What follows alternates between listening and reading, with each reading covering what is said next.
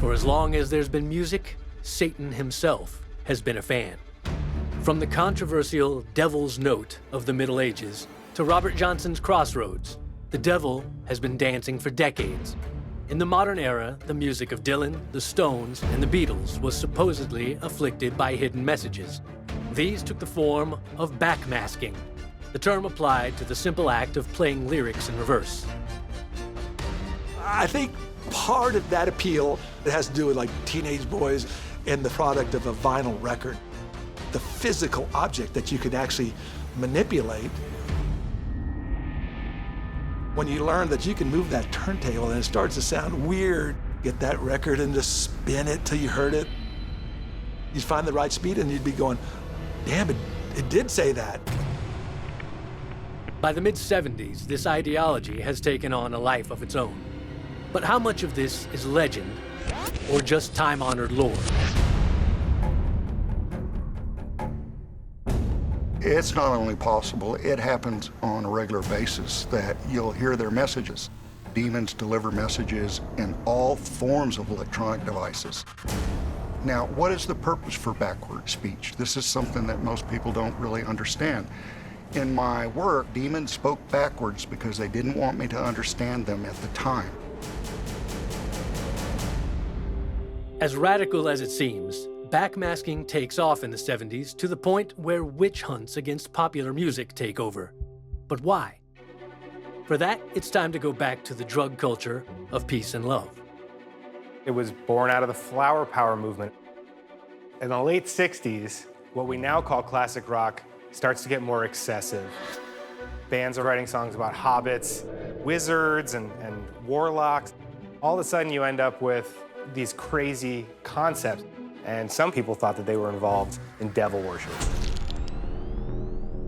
The more you play with a cult, the more you're inviting this stuff in. It is feasible that demons will affect you and have you say something or write something a certain way because they're opportunistic and they'll do everything they can. I think the reason people were so obsessed with the devil's music is really because in the 70s and 80s, there were references to the devil, to Aleister Crowley, you know, the Satan worshiper, in their songs. Aleister Crowley, the occultist, he had a magic book and he encouraged magicians to do things backwards. Walk backwards, speak backwards, think backwards, and listen to the phonograph backwards. So some would say that Aleister Crowley is the beginning or the seed planted for backmasking. Not only do lyrics get darker, but musicians start using experimental techniques in the studio to enhance the experience. Unwittingly, the controversy over backmasking originates with the biggest band in the universe. The Beatles used backward masking a lot. They used it in many, many songs. Rain was the first song, and then Revolution number 9, never guessing that it would help start the rumor that Paul was dead. At the end of the White Album track, I'm So Tired, John Lennon's mumbling played in reverse reveals a startling message. If you play it backwards, you hear someone saying Paul is dead forwards.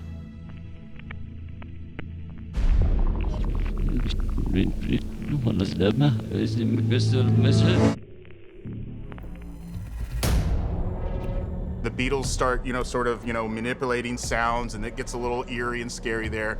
Black Sabbath shows up out of nowhere playing this demonic, British blues. And then later down the line, Jimmy Page from Led Zeppelin buys Aleister Crowley's castle, and we just think that we're being inundated with Satan at this point. Page's purchase of the castle in Scotland reinforces Led Zeppelin's rabid interest in Crowley and his musings. The band allegedly adds satanic references in their music, specifically on the album Zoso. So it's not a surprise when they're associated with backmasks on the seminal hit Stairway to Heaven. Led Zeppelin in Stairway to Heaven, it's supposed to say, "Here's to my sweet Satan," and 666. Stairway to Heaven is sort of based out of the main vocal, so it's not anything that is sort of hidden.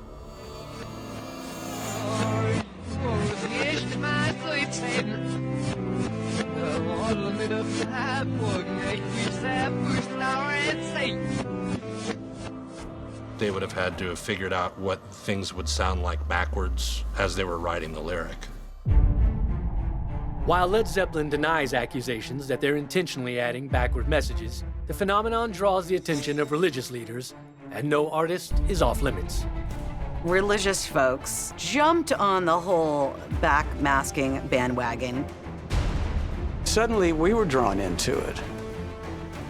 We were being accused of putting these satanic messages backwards on our records. In January of 1982, the Trinity Broadcasting Network drives the fervor even further by airing a program claiming satanic messages are hidden in Zeppelin's hit tune, Stairway to Heaven. All right, let's go ahead and start.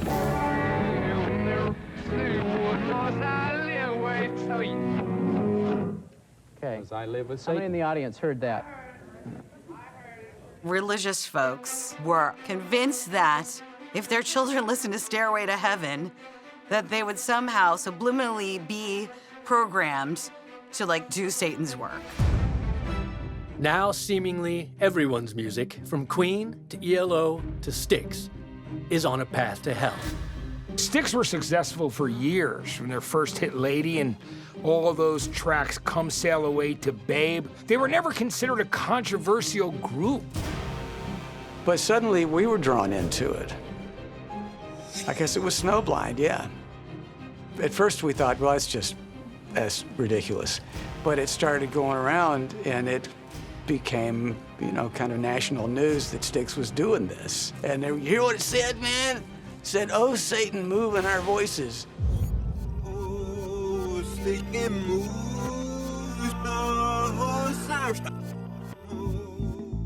People were telling us that their preachers were telling them, do not listen to Styx because they're evil, they're devil worshipers. The record company, and A&M they were fine with it, they loved it. They said, everyone's going out and buying your album now. So now someone wants to be able to prove that this is actually happening, and the only way to do that is to then buy the record to check for yourself. That was someone's genius, okay? Styx capitalizes on the controversy by intentionally adding a backwards message to their follow-up concept album, Kilroy Was Here.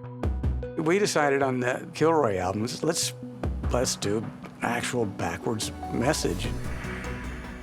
In the song Heavy Metal Poisoning, the words rock and roll is evil was specifically spoken backwards.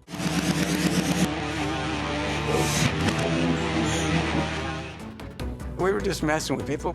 We're all good Catholic boys, the rest of the band. I'm from Alabama. I was raised up in the Baptist church. If we wanted to be Satan worshipers, where would we go? Where's the meeting? I don't know where to go. While Styx's use of backmasking was intended as satire, the downfall of the vinyl format made the hunt for hidden messages less appealing. But there are still those who believe the devil will always find his way into our music.